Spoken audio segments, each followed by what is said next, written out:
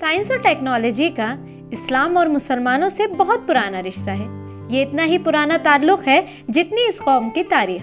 तक़सीम हिंद के बदौलत मुसलमानों के पढ़े लिखे और शऊर तबके का एक बड़ा हिस्सा सरहद के दूसरे पार चला गया था, मगर मुसलमानों ने इन हालात में भी अपनी काबिलियतों और जहानतों का लोहा मनवाया है। ये कहना कि इनमें कोई काबिल ज़िक्र अफराद पैदा नहीं हुए गलत होगा। आज हम आपको आज़ाद हिंदुस्तान में साइंस और टेक्नोलॉजी के मैदान में काबिल ज़िक्र कारनामे अंजाम देने वाले ऐसे ही एक शख्स के बारे में बताने जा रहे हैं। आदाब, मैं हूँ आपके साथ आमना फारूक और आप देख रहे हैं आवाज़ दी वॉइस। हमारी हौसला अफजाई के लिए हमारे चैनल को सब्सक्राइब करना ना भूलें। तमिलनाडु के एक छोटे से शहर रामेश्वरम में पैदा हुए अब्दुल कलाम को हिंदुस्तान का मिसाइल मैन के नाम से याद किया जाता है।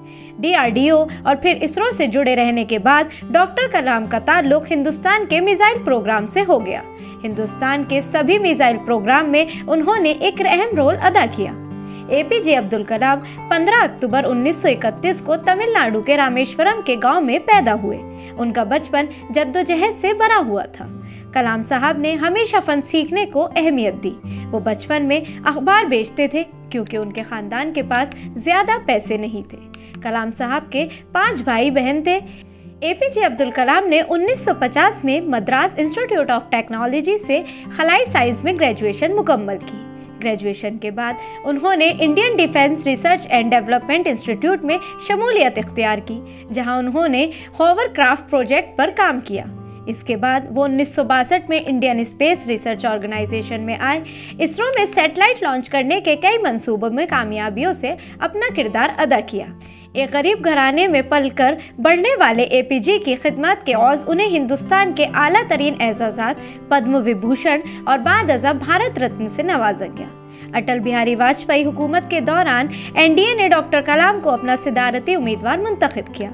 वो मुल्क के 11वें सदर मुंतखब हो गए। बहैसियत सदर डॉक्टर कलाम ने अपनी पहचान एक सादा, ईमानदार और अवामी सदर की हैसियत से मुतारिफ कराई। APJ अब्दुल कलाम 18 जुलाई 2002 को मुल्क के 11वें सदर बने थे।